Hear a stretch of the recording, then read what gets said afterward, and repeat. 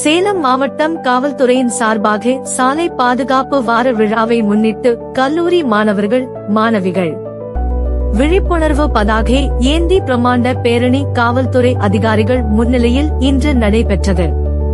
பொதுமக்களும் மாணவர்களும் தலைக்கவசம் அணிந்து பாதுகாப்பாக செல்ல வேண்டும் என்பதை அறிவுறுத்தி மற்றும் கார் சீட் பெல்ட் அணிந்து பாதுகாப்பாக வாகனங்களை இயக்க வேண்டும் என்பதை வலியுறுத்தி சேலம் மாவட்ட காவல்துறை சார்பாக இன்று பேரணி நடைபெற்றது. பேரணியில் மாவட்ட கண்காணிப்பாளர் மற்றும் போக்குவரத்து காவல்துறை அதிகாரிகள் முன்னிலையில் மிகவும் பிரமாண்ட பேரணி நடைபெற்றது.